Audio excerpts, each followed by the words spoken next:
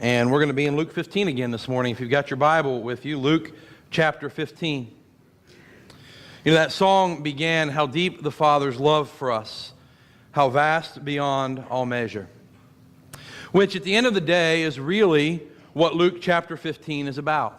You know, we've been studying this for almost 5 weeks, and we've looked at it from different angles and different perspectives. And sometimes people want to make the story about the younger son and his rebellion and his running away and him coming back and what a glorious change of heart he had. And sometimes folks want to make the story about the older son and his self-righteousness and his righteous indignation towards his brother. But at the end of the day, Luke chapter 15 is a story about the overwhelming, unrelenting love of the Father. How deep the Father's love for us, how vast beyond all measure. Timothy Keller wrote a book entitled The Prodigal God, which inspired the title you might see on your bulletin, The Prodigal Father, which sounds a little strange to us because we think of the word prodigal as rebellious and disobedient and wayward, and we think of the younger son running away, the prodigal son. But the actual definition of the word prodigal is in excess, given in overabundance, extravagant.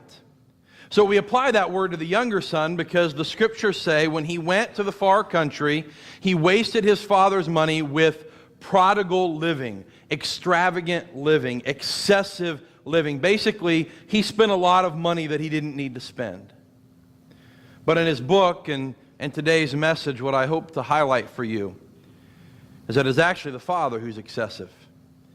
He gives love in abundance and grace far more than he should. It is his love and his grace and his mercy that are really overwhelming throughout the story. So what we're going to do is we're going to revisit the story of the two lost sons one more time in Luke chapter 15, this time with an emphasis on the Father and his incredible love for his sons. We're going to start with this short video.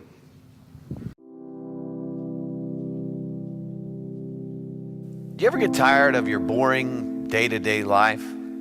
I know I do. I should say that I did. Then I decided to do something about it. You see, conventional wisdom says that you live your life and then your parents die and they give you whatever they have left over, an inheritance. I'm sorry, that just wasn't good enough for me. So I decided to do something about it, you know? I want my money right now. So one day, I walked right up to my dad and I said to him, "Dad, I want what's coming to me right now." That's what my youngest son said to me. I want what's coming to me right now. All I could think of that moment was, I'd like to give you what's coming to you right now. I brought him into this world and I can make another one just like him. But he's my son and I love him. So I gave him his money and told him if he could have a better life on his own without me, so be it. He packed his bags, and the next thing I knew, I was out of there. Kissed this boring place goodbye. I had places to go, people to see. So the first thing I did was, my son got lost. I love him, but he's no Magellan. I heard he had to stop for directions at least 4 times before he even made it out of our hometown. You know what? No, not 4, okay? It was 3. And one of them wasn't even my fault. I couldn't understand what the guy was saying. I was just like, okay, thank you. And besides that, the only reason I can't follow directions is because somebody never taught me to follow directions. Don't go there. Okay, look. The point is, I got out of there and I started to live it up. I mean, I had more friends than I knew what to do with. I was eating like a king. I had the finest clothes and the ladies. What can I say about the ladies?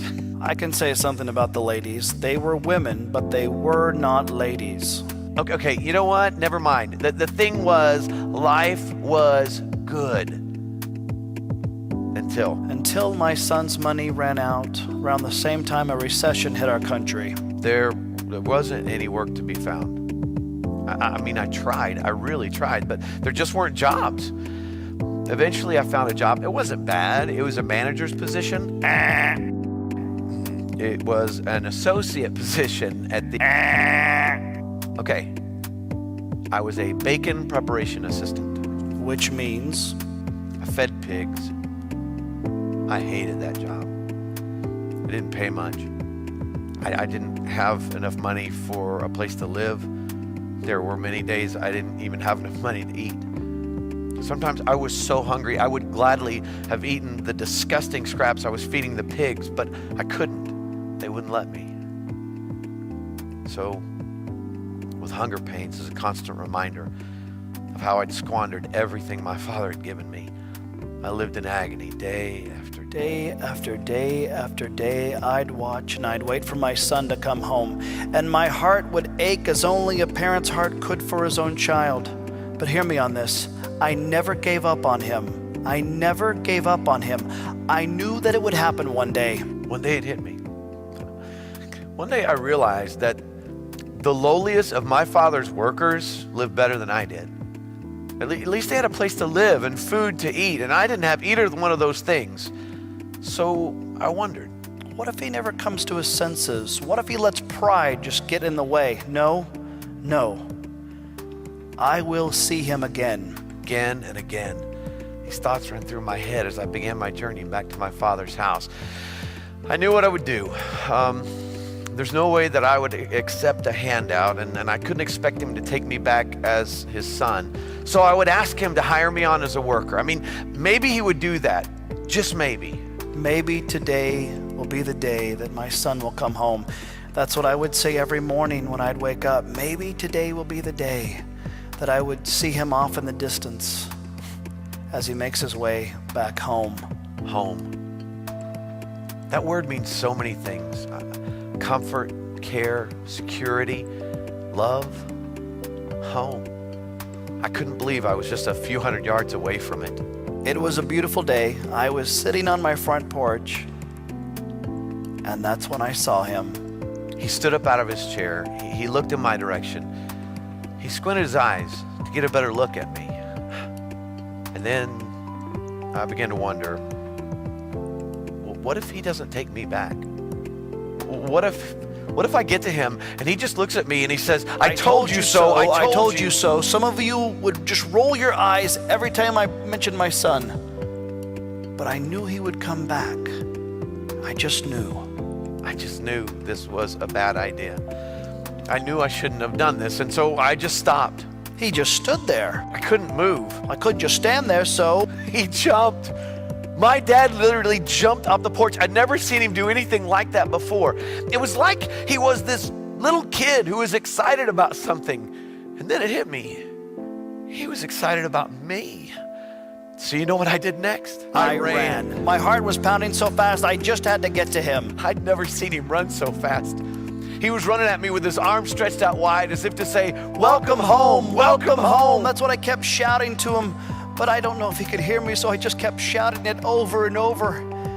All I wanted to do was just scoop him up in my arms like he was when he was like a little child and just let him know that everything was going to be okay. And as I got closer to him, I could see tears running down his face. He was crying. Tears of joy. And you know what my son did next? I jumped. I was nervous, I was excited, and so I literally jumped. And you know what my father did? Well, I fell backwards. He's a big boy. And then he hugged me. And he embraced me like only a father can. I kept saying over and over again, I am so sorry. I'm so sorry. I'm so sorry. I don't deserve to be called your son. My son is back. Get him some clean clothes. Let's give him a meal, no, a feast. For my son will no longer live as an orphan. For all my hopes have come true. I guess it was hope. Hope that made me start that journey back home. Hope that got me through all the miles. A hope that my father would take me back and somehow I could be forgiven. Forgiven. It's all forgiven. And I will never bring it up ever again. There is no shame, there is no guilt. For my son was lost, and now he is found. This is what it sounds like in Luke 15, verse 20.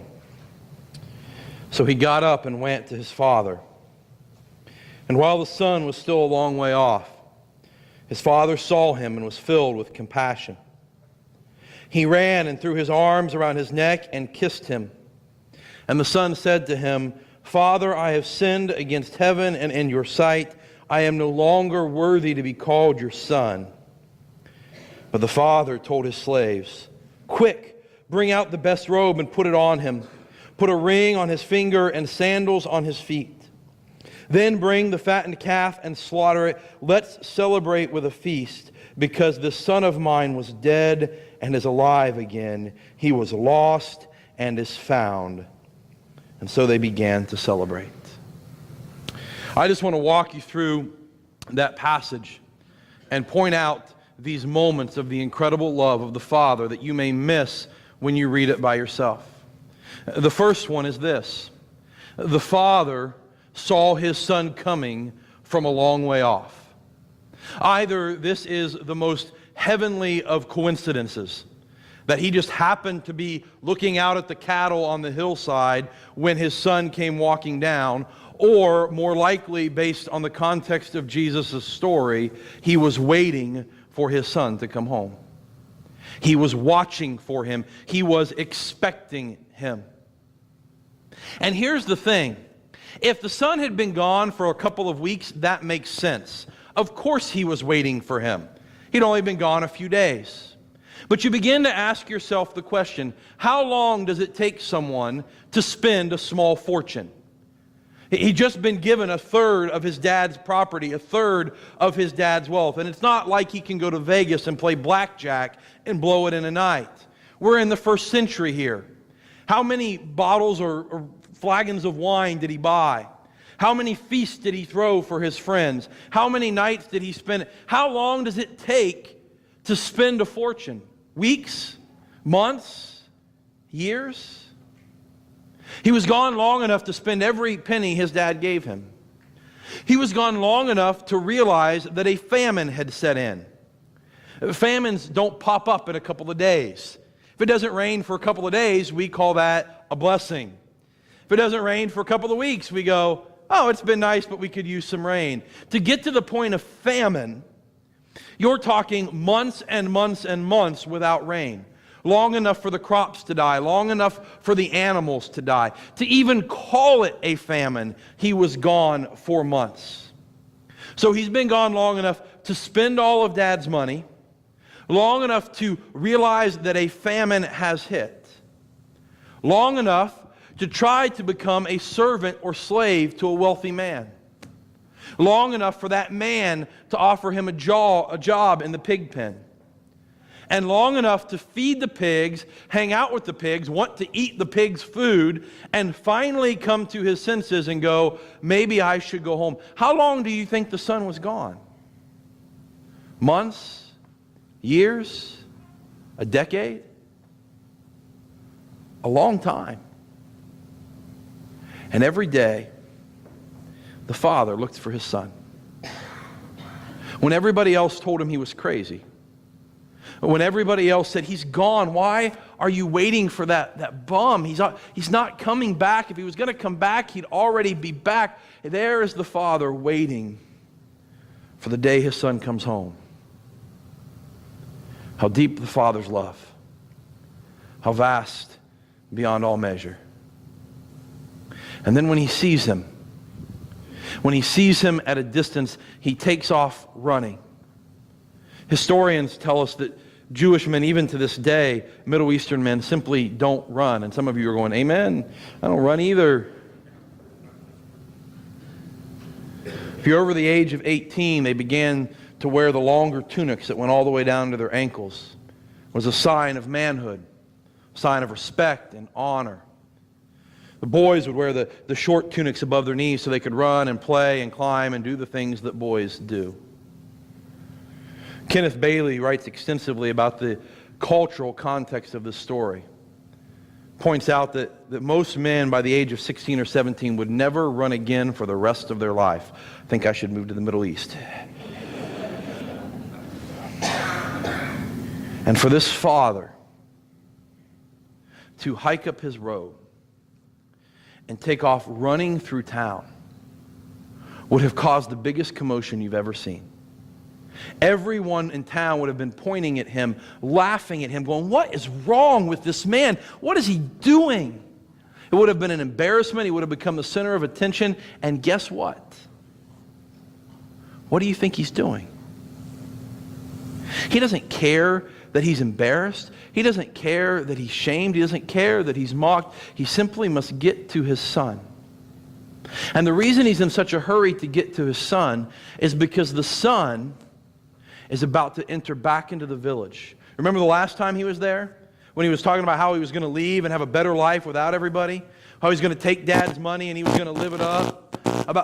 About how he was going to live a wild, crazy life and everything was going to be great. And now he's coming back and he smells like pig manure and he's wasted dad's money and he's got nothing to his name. He is going to be the mockery. He's going to be the one scorned. He's going to be the one that everybody points at. But the father, in a moment of love,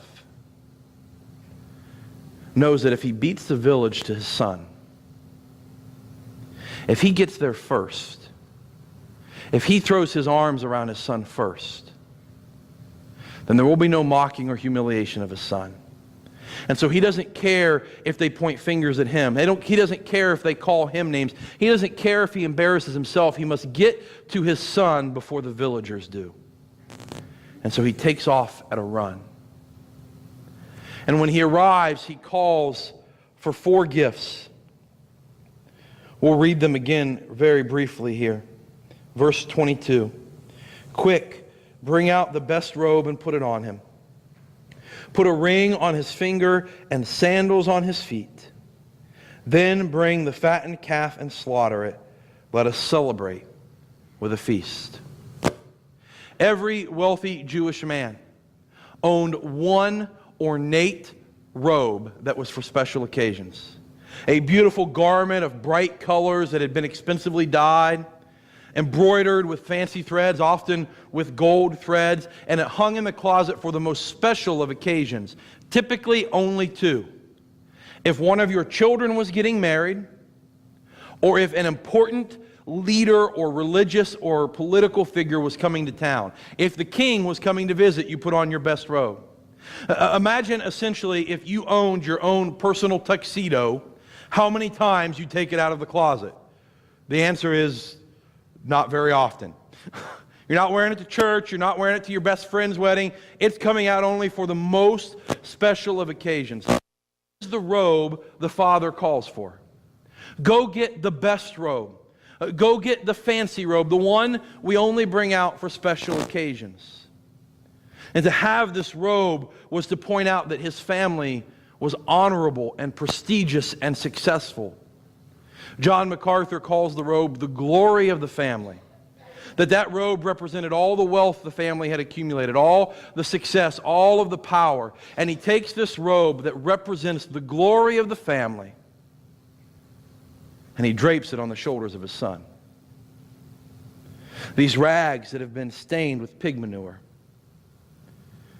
this shame that he is covered in, now covered by the glory of the family. There might be a sermon in there somewhere about our shame and God's glory. And then he calls for the ring, most likely the signet ring of the family. In those days, if you were to sign a document or to sign a contract or seal a letter, you would take a stick of wax and you'd melt it and allow the wax to drip on whatever it was you were signing. And the family would have one or maybe a handful of rings that had the family crest engraved in it. And you would take the ring and you'd dip it in the wax and then emboss the wax with the family seal. And whoever carried the ring carried the authority of the family. To wear the ring with the signet of the family was to wear the authority and power. I can now sign contracts on behalf of the family. I can now send letters on behalf of the family. I now have the authority of the family. So he is given the glory of the Father and the authority of the Father. And then there are the sandals. That one seems kind of out of place, right? I mean, the big fancy robe, that's a good gift. The ring that comes with power, that's a good gift. But some footwear? Man, I know some of you ladies are like, oh, what kind of sandals? Were they gold? They have heels? What? Just sandals. They're the most important gift of all.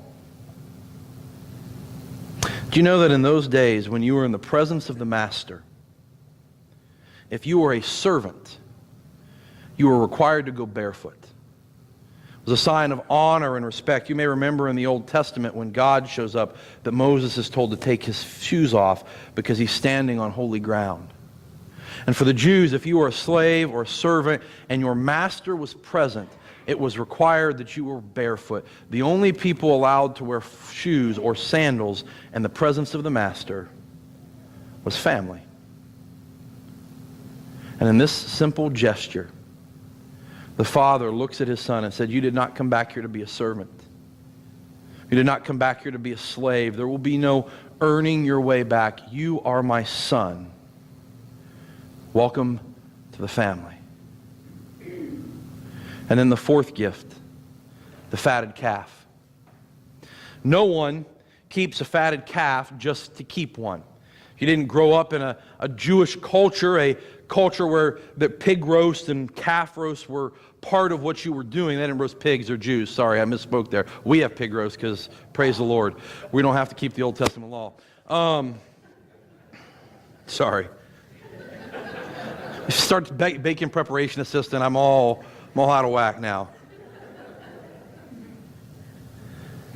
When a special occasion was coming up, you would pick one animal from the herd, and you'd take it from the rest of the herd, and you would begin to feed it special grain, and you'd keep it from walking off too many of the calories. You wanted to make it plump and moist and juicy, and so you would set it aside, and it would get special treatment. And it meant that you were sacrificing the ability to sell that, often to raise it as a larger animal that might provide more meat but of less quality. And so they would have these special occasions with an animal that had been fattened or prepared specifically for a feast. And no one just randomly kept fatted calves around. So there's only two possibilities to understanding what's happening here. And both speak to the remarkable love of the Father. Either one, he had kept a fattened calf around every day since his son left. He just knew that someday he was going to come home. Someday he would come back, and he wanted to be ready when he did. And so every season he set a calf aside so that whenever he came back, whether it was a year, 2 years, 10 years, there would be one ready. And the father made sure, well, that one's outgrown, so we'll butcher it and we'll get another one ready. And he constantly kept one on hand at great cost to the family. Or, and I think this is probably most likely, the father had been preparing for some other special occasion. One of the kids was getting married. The king was coming to visit. The high priest was coming over for dinner. And he had begun to prepare for a special celebration in town. And this calf had been set aside and designated to celebrate some other event. And in a moment, the father decided that his son coming home was the best thing that was ever going to happen. And the calf could be used for this celebration. The king could eat goat next week. My son is home. We're celebrating with the fattened calf. We know from the other stories Jesus tells in Luke 15 that from his perspective there is no celebration bigger than the one that happens when a son is lost and he comes home. The angels in heaven celebrate when the lost are found. And so we have this father who has been betrayed by his son, shamed by his son, embarrassed in front of the whole town, who then proceeds to wait every day for his son to come home. And the moment he catches a glimpse of him, he takes all of that shame upon himself and goes sprinting through the town to protect his son. And when he sees his son, he doesn't chastise him. He doesn't put him in timeout in the corner. He doesn't do any of that. He simply throws his robe around him and calls him his son with all of the glory and all of the honor and all of the authority that comes from being a part of the family. And then he throws a celebration and says, "My son who was lost is found." How deep the Father's love for us. How vast beyond all measure.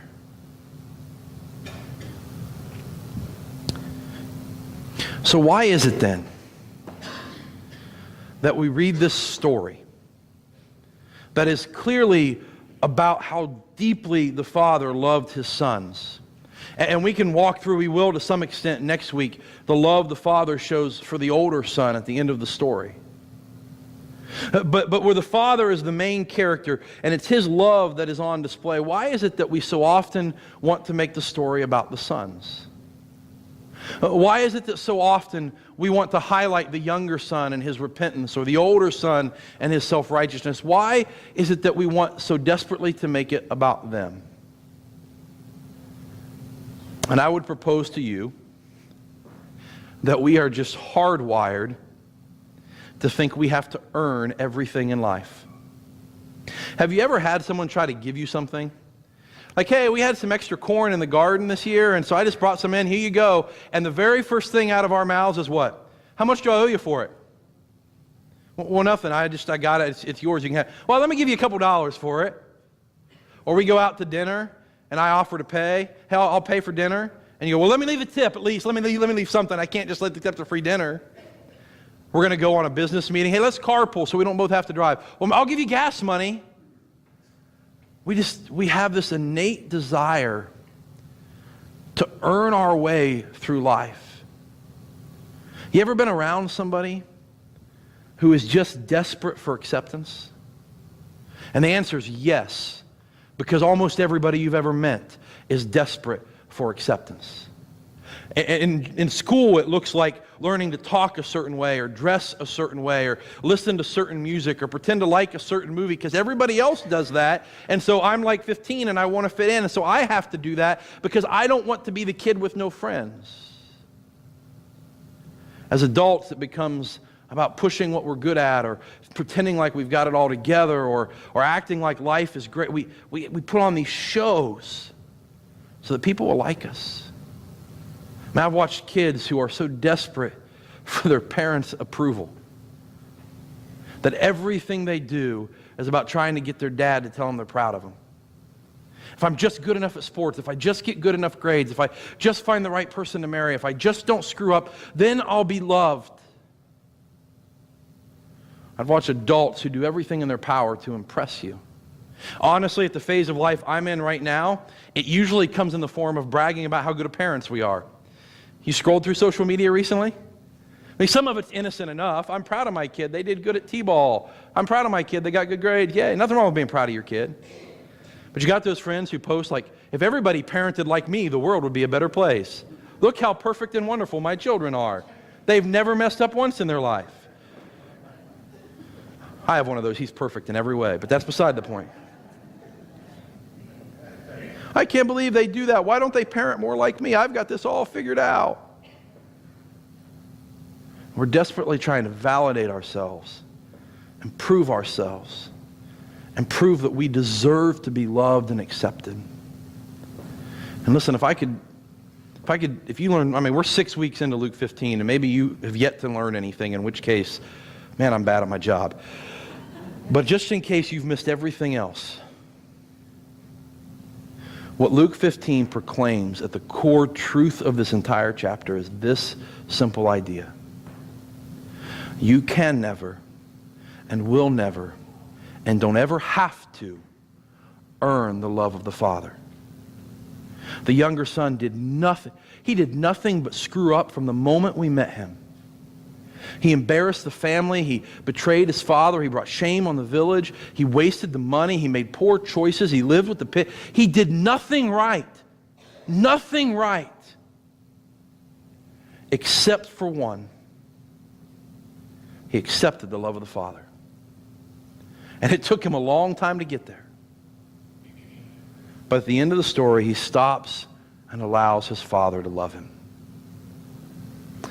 There's a story told by Timothy Jones that I'm going to wrap up with this. I was looking through stuff this week, and it's too good of a story not to tell. He's talking about his 8-year-old daughter that they adopted. And they adopted her into the family, and they began to kind of find out her story through the process. She had been adopted once before when she was 5. And she made it about 1.5 years, and they dissolved the adoption. Because the daughter had never, the word he uses is, never become fully integrated with the biological family. And what he found out as he began to parent this 8-year-old girl is that they would often do things where their biological children got privileges that she did not. And she was excluded or treated as a second-class citizen. And the one that really stuck with him was about 3 months before the adoption was dissolved, the family had planned a trip to Disney World. And at the last minute, they decided that the adopted daughter was not going to get to go. She had to stay home with family, and they were going to take their 2 biological children with them. And the reason they always gave this family that had adopted her first was, well, you've been bad, you don't deserve to go. That'll mess with a kid. And so when Timothy adopts this young daughter and his family and he begins to hear these stories, they immediately plan a family trip to Disney World. We're going to go together. And he says that, well, he was expecting all of the chaos that normally comes with a trip to Disney World. These are his words now. He says, I wasn't expecting what I first thought was demon possession in my daughter that produced a stream of downright devilish behavior. And the month leading up to our trip to the Magic Kingdom, she stole food when she could have just asked for a snack. She lied when telling the truth would have actually been easier. She whispered and wrote insults carefully crafted to hurt her older sisters as much as possible. And on the day on the calendar moved closer to the trip, her mutinies multiplied more and more. So he continues to tell the story. He says that he pulled his daughter aside through one of her latest tantrums and sat her down and said, we need to talk about this. And without missing a beat, she said, I know what you're going to say. I don't get to go to Disney World, do I? And he looked at her, and it finally dawned on him what had happened. And he asked her 2 questions. Is our family taking a trip to Disney World? She said, yes. Are you part of our family? Yes. Then of course you're coming with us. Now there are going to be consequences for bad choices, but of course you're coming with us. He says he wished he could tell you that in the days and weeks that followed that everything miraculously got better, but that'd be a lie. But he does end the story this way. After their first 18-hour day of chaos that is Disney World, if you've never taken kids to Disney World, you're missing out on a treat. Costume characters and overpriced food and way too hot weather and long lines and all that comes with it. He tucks his new 8-year-old daughter into her bed. He says, how was your first trip to Disney World? He says his daughter's response was, I finally get it. I didn't get to come because I was good or because I was bad. I got to come because I'm yours. And that, folks, is the gospel. We don't go to heaven because we're good or because we're bad. We don't get to have a relationship with Jesus Christ because we're good or because we're bad. We don't receive the gift of the Holy Spirit because we're good or because we're bad. Those things come because we're His. And all we do is accept the love of the Father and trust in what He's already done. That is the gospel. How deep the Father's love for us. So we're going to sing an invitation song that's been sung for decades now, softly and tenderly. Jesus is calling. If you need to accept the love of the Father, this is your opportunity. Why don't you join me as we stand and sing together?